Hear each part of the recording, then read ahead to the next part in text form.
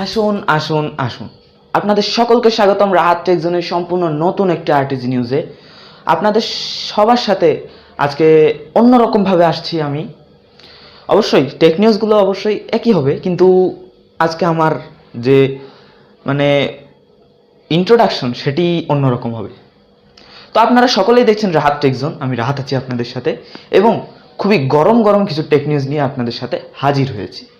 অবশ্যই কিছু তেলে ভাজা হচ্ছে, আর কিছু অবশ্যই আমার কাছে রয়েছে। এখন তেলে ভাজা থেকে উঠিয়ে কিছু দিব, নাকি আমার যে কাছে যেগুলো আছে ঠান্ডা বাসি সেগুলো দিব, সেটা অবশ্যই আপনাদের কাছেই। তো অবশ্যই এখন তেল থেকে তুলেই দিচ্ছি। তো প্রথম নিউজ যেটা, সেটা অবশ্যই তেল থেকে এখন তুললাম, সেটি হচ্ছে অ্যাপল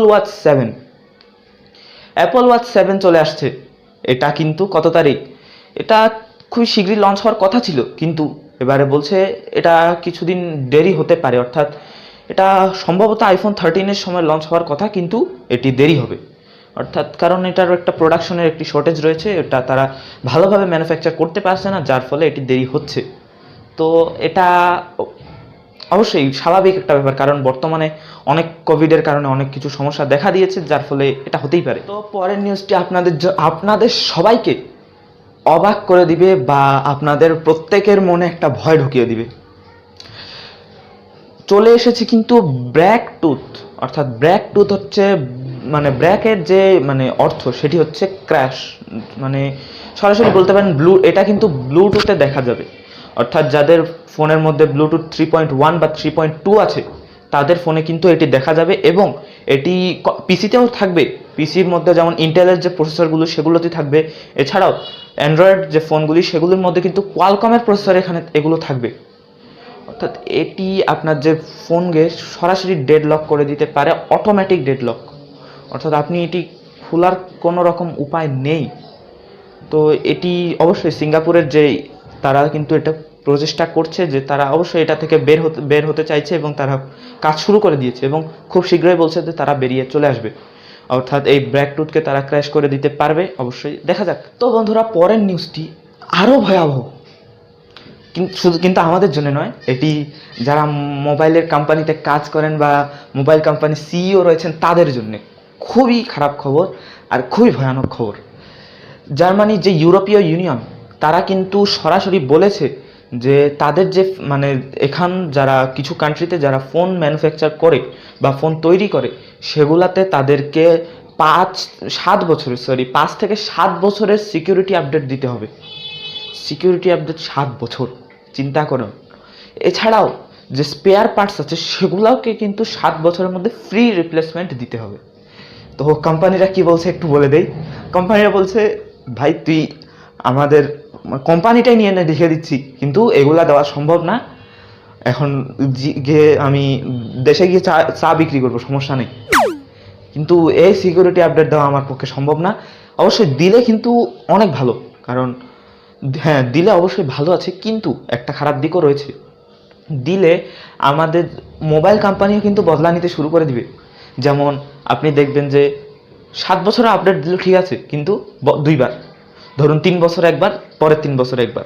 এটা আরও তার কারণ তারা আরও বদলা নিয়ে ফেলবে, তাদের মনে শেষ করে ফেলবো আজকে। এই বদলা থেকেই কিন্তু এটা অন্য দিকে মোড় নিতে পারে, এবং স্পেয়ার পার্টস তারা দেখা যাক। কিন্তু আমার মনে হয়েছে যে 3 থেকে 4 বছর দিলে এনাফ, এতটা বেশিও নয়, 3-4 বছর এনাফ। তো রিয়েলমি জিটি নিও 2 এটি কিন্তু সরাসরি কনফার্মড হয়ে গেছে অফিসিয়ালি, এবং এতে কি কি থাকবে সেটা আমরা সবাই কিছুটা জানি। এতে থাকবে 6.62 ইঞ্চের একটি অ্যামোলেড ডিসপ্লে, 120 হার্টজ রিফ্রেশ রেটের কোয়ালকম স্ন্যাপড্রাগন 870 থাকবে এটাতে। এছাড়াও ক্যামেরার মধ্যে থাকবে 64 মেগাপিক্সেলের main shooter with ultra wide 8 megapixel এবং 2 মেগাপিক্সেলের একটি ম্যাক্রো বা ডেপথ। এটিও ধরতে গেলে একটি পারফরমেন্স ফ্ল্যাগশিপ ফোন। এবং জিটি নিও 2 যেটা, সেটা আমি বলেছিলাম যে হয়তো X9 ছিল, কিন্তু ইন্ডিয়াতে X সিরিজ যেটা, সেটা ডিসকন্টিনিউ হয়ে গেছে, যার ফলে জিটি নিও 2 নামে এটা আসবে। এবং এখানে থাকবে 5000 mAh এর ব্যাটারি, 65 ওয়াটের সুপার ডার্ট চার্জিং। অবশ্যই এটি একটি ফ্ল্যাগশিপ ফোন, এবং খুব শীঘ্রই ইন্ডিয়াতে লঞ্চ হয়ে যাবে, দেখা যাক। তো বন্ধুরা, কিছুদিনের মধ্যে একটা বক্সিং টুর্নামেন্ট অনুষ্ঠিত হবে। বক্সিং টুর্নামেন্ট হচ্ছে কার মধ্যে? সেটা হচ্ছে আপনাদের সবার প্রশ্ন, সেটি হচ্ছে কোয়ালকম এবং মিডিয়াটেকের মধ্যে। অবশ্যই কোয়ালকম আমরা জানি যে কিছুদিনের মধ্যে 4nm প্রসেসর নিয়ে আসছে, যেটা হচ্ছে কোয়ালকম স্ন্যাপড্রাগন 898, এবং মিডিয়াটেকে কিন্তু তাদেরকে কম্পিট করার জন্য তাদের প্রসেসর নিয়ে আসছে মিডিয়াটেক ডায়মেনসিটি 2000। এটি হবে 4nm ফেব্রিকেশনের তৈরি, এবং এর ফুল স্পেসিফিকেশন বেরিয়ে গেছে। এতে কর্টেক্স এক্স2 থাকবে পিক পারফরমেন্সের জন্য, এবং কোয়ালকম স্ন্যাপড্রাগন 898এও কিন্তু কর্টেক্স এক্স2 থাকবে। তো দুটোই কিন্তু খুবই ভালোভাবে টক্কর দিবে, এবং কোয়ালকম মানে মিডিয়াটেক ডায়মেনসিটি 2000-এর যে আর্কিটেকচার সেটা কিন্তু ARM-v9, এবং যে মিডিয়াটেক ডায়মেনসিটি 2000 যেটা সেটা হচ্ছে ARM-v9, এবং কোয়ালকম স্ন্যাপড্রাগন 898 যেটা সেটা ট্রাই ক্লাস্টার আর্কিটেকচার। তো খুবই দুর্দান্ত একটা লড়াই হবে এই বছরের শেষেই, দুটি কিন্তু এই বছরের শেষে চলে আসতে যাচ্ছে। তো কতটা লড়াই হবে দেখা যাক, আমরা সবাই অপেক্ষায় আছি। তো দেখা যাক কে ভালোভাবে ফাইট দিতে পারে। তো বন্ধুরা, আরও একটি দুর্দান্ত খবর রয়েছে আপনাদের জন্য, সেটি হচ্ছে ভিভোর সাব ব্র্যান্ড আইকুকে নিয়ে। IQOO Z5, Z5X, Z5 Pro এই তিনটি ফোন কিন্তু IMEI ডেটাবেজে লিস্টেড হয়ে গেছে, তার মানে ইন্ডিয়ায় খুব শীঘ্রই লঞ্চ হবে, এবং কিছুটাও খবর জানা যাচ্ছে যে এটি বাংলাদেশেও চলে আসবে। এবং আইকু কিন্তু অফিসিয়ালি কিছুটা মানে সম্পূর্ণভাবে ক্লিয়ার করেনি, কিন্তু তারা বলছে যে তারা অবশ্যই খুব শীঘ্রই বাংলাদেশে চলে আসবে।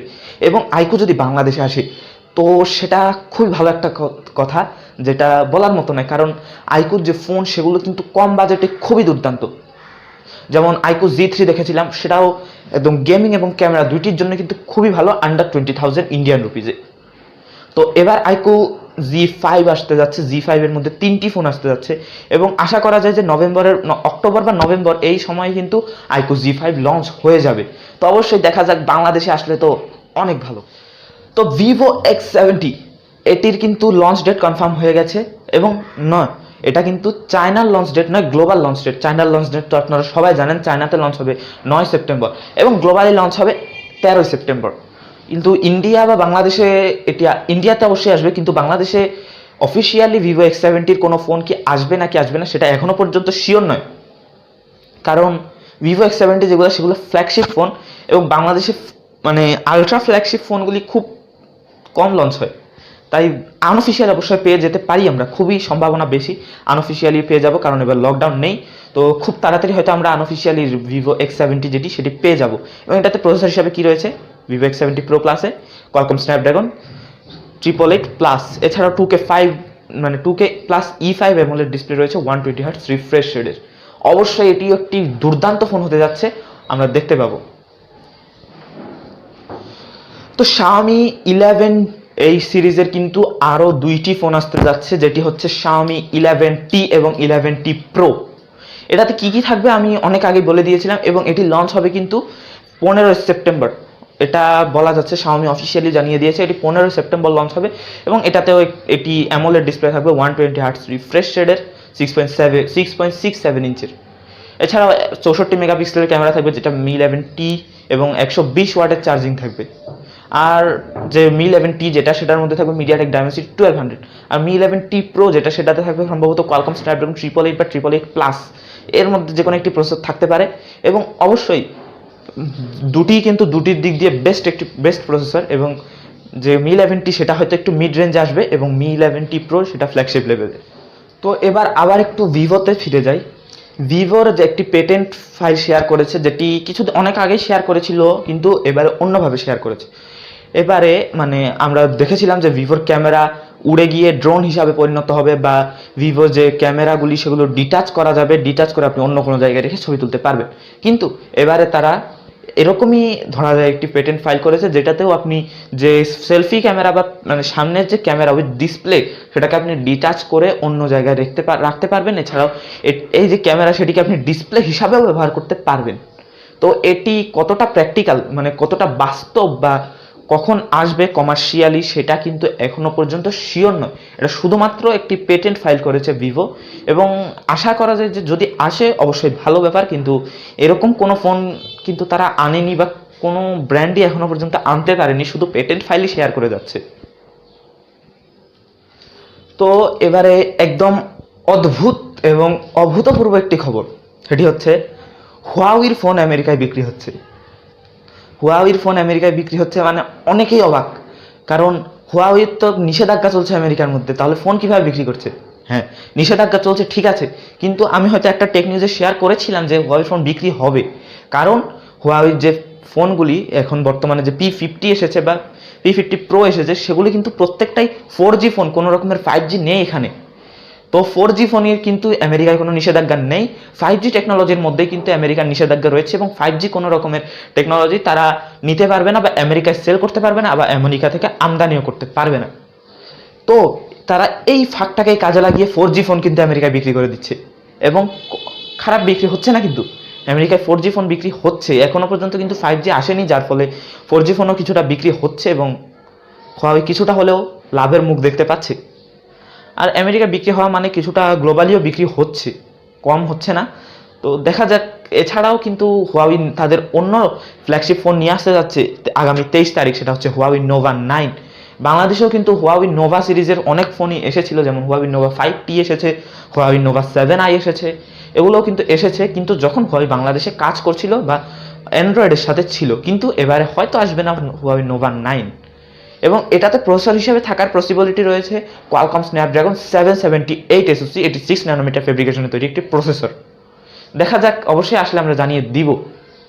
এছাড়াও হুয়াওয়ের কোনো খবর নেই, হুয়াওয়ের খবর শেষ। এখন আমরা খবর আসি বাংলাদেশে, কিছুটা বাংলাদেশি খবরেই আসি। বাংলাদেশে ওপো রেনো 6 এই ফোনগুলি লঞ্চ হওয়ার পসিবিলিটি ছিল, আমি বলেছিলাম আপকামিং ফোনসের ভিডিওতেও কিন্তু এটি রয়েছে, অবশ্যই আপনারা দেখে আসতে পারেন। ওপো রেনো 6 প্রো এর যে কোনো একটি ফোন হয়তো বাংলাদেশে লঞ্চ হবে, কিন্তু অনেক দিন পর, অর্থাৎ নভেম্বরে এটি লঞ্চ হবে। তো নভেম্বরে মানে অনেক দেরি, প্রায় আরও 1 মাস থেকে 1.5 মাস অপেক্ষা করতে হবে। এটা আমার মনে হচ্ছে খুবই লেট এবারে ওপো রেনো 6, এটা খুব লেট, কারণ রেনো 5 কিন্তু ইন্ডিয়াতে লঞ্চ হওয়ার প্রায় 1 মাসের মাথায় লঞ্চ হয়ে গেছে বাংলাদেশে। তো এবারে হলো না কেন বুঝতে পারছি না, বা লকডাউন পরিস্থিতির কারণে বা অন্য কোনো কারণে, যে কোনো একটা কারণে হতে পারে। তো অবশ্যই লঞ্চ হবে, এবং এটাতে প্রসেসর হিসেবে কী কী রয়েছে সেটা আমরা সবাই জানি। রেনো 6 সেটাতে রয়েছে ডায়মেনসিটি 900, রেনো 6 প্রো ডায়মেনসিটি 1200। তো অবশ্যই এটি ভালো একটি ফোন, এবং ওপো রেনো 6 প্রো সেটাই লঞ্চ হওয়ার পসিবিলিটি রয়েছে বাংলাদেশে প্রথমে। তো দেখা যাক, অবশ্যই আমরা জানিয়ে দিব। তো বন্ধুরা, শেষ করি আজকের আরটিজি নিউজ, কিন্তু শেষ করার আগে একটি শায়রি দিয়ে শেষ করি। আজকে ইচ্ছে হলো একটা শায়রি মানে বলি, আপনাদেরকে শেয়ার করি। তো শায়রিটা হচ্ছে আপনাদের যারা স্টুডেন্টস রয়েছেন, আমার মতো স্টুডেন্টস, তাদের জন্য, যারা অ্যাসাইনমেন্ট জমা দিচ্ছেন, বারবার স্কুলে যাচ্ছেন, স্কুল খোলা না পর্যন্ত, তাদের জন্য। অ্যাসাইনমেন্ট দিতে দিতে ছাত্রছাত্রীরা হয়ে গেছে অতিষ্ঠ। লক্ষ্য করুন। অ্যাসাইনমেন্ট দিতে দিতে ছাত্ররা হয়ে গেছে অতিষ্ঠ। শিক্ষামন্ত্রী দীপুমণি, আপনি একটু কম করুন আমাদের কষ্ট। থ্যাংক ইউ, অনেক ধন্যবাদ এত ভালোবাসার জন্য আমাকে। তো আমি চলে আসবো আবার আগামীকাল আপনাদের জন্য সম্পূর্ণ নতুন একটি ভিডিও নিয়ে। টিল দেন অবশ্যই চ্যানেলটি সাবস্ক্রাইব করুন। এতক্ষণ কিন্তু বলিনি, বলার কোনো রকম নাই। অবশ্যই যারা দেখছেন তারা অবশ্যই সাবস্ক্রাইব করে দিয়েছেন, হয়তো যদি না করে থাকেন করে দিন, কোনো সমস্যা নেই। এবং ভিডিওটি ভালো লেগেছে হয়তো এটি লাইক করে দিবেন, আর ভালো না লাগলে অবশ্যই ডিসলাইক বাটনটি রয়েছে, কমেন্টে জানিয়ে দিবেন যে কেন ডিসলাইক করেছেন, যাতে আমি সেই জায়গাটা আরও উন্নত করতে পারি। তো আমি চলে আসবো আগামীকাল। Till then stay home, stay safe and make your own world of technology. আসসালামু আলাইকুম।